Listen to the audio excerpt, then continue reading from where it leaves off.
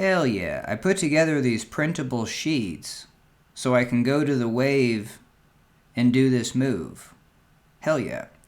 And so in this video, we're going to compare a straight surf where we actually dive our knees to the front right there and get a little bit more bow oriented. That second one, I'm towards the back and we get pieced out. So this is a fundamental that I've learned, is if I get closer to that bite, it's actually not going to kick me out as much. Alright, hell yeah. So first up is the shallow entrance. So if we have the pile to our left, we're not going to be deep into it, we're going to be on that seam.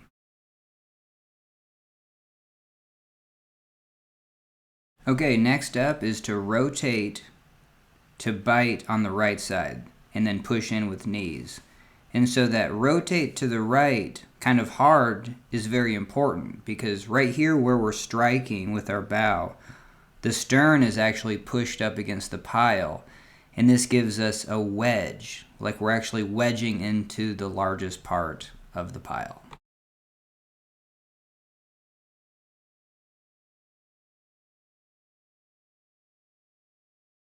Alright, and back to this one, because this is a new discovery that if I actually push in with my knees and then meet, like get towards the front of the boat where that bites, then I don't have a lot of bow in the water. It's going to bite earlier because I'm pushing down closer to where that's going to bite. And for these rounded boats, when it does get pushed back, it actually releases a lot faster. Hell yeah.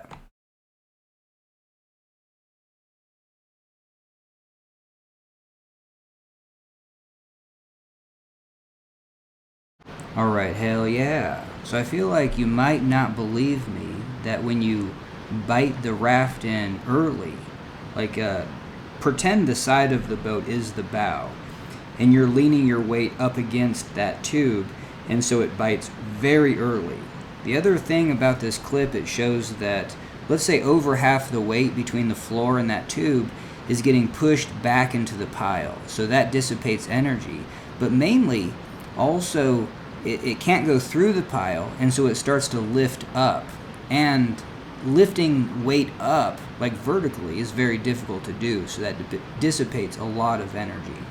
Okay, so hell yeah. So this clip just shows that if you get lower down and bite early, you potentially can surf, keep that surfing. So it kind of brings up a fundamental of maybe R1 design that we want to take advantage of. Hell yeah.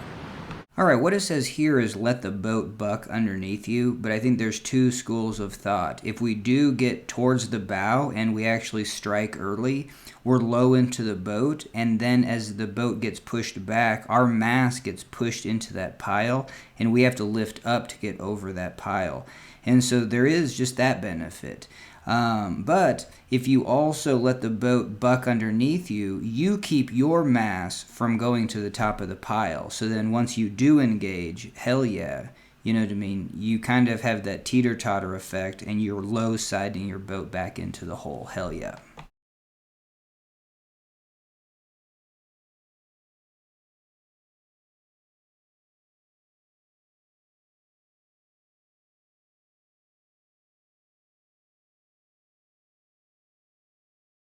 So a little combination of both. My body gets pushed back into the pile, and then I actually shift forward, and that helps. Now on the second hit, I lean farther back, the bow rides deeper, a little bit higher, but right there you almost get a scooped effect. So a lot of this could be changed by R1 design, but hell yeah, we just get kicked out.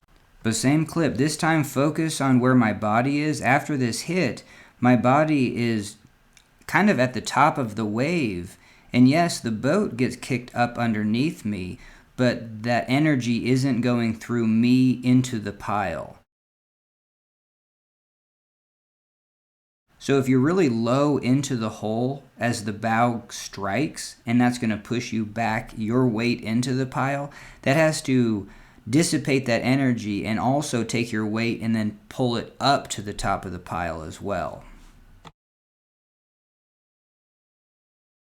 All right, so after that first trick, you could say we set up for the next surf, which is just a straight surf, and we get too far back. All right, and we talked about how if we're farther back, what's going to happen is that the bow is going to ride higher. Now, in some R1 design, if you have a rockered enough bow, that actually picks up less, punch. But in this case, two things are happening. The bow is striking deeper, and that's really going to pick up a scoop. The whole boat becomes a total scoop. And you know what I mean? So I think people kind of mention that if you have a play boat that actually has a pointed end that's a scoop, that's going to be a detriment.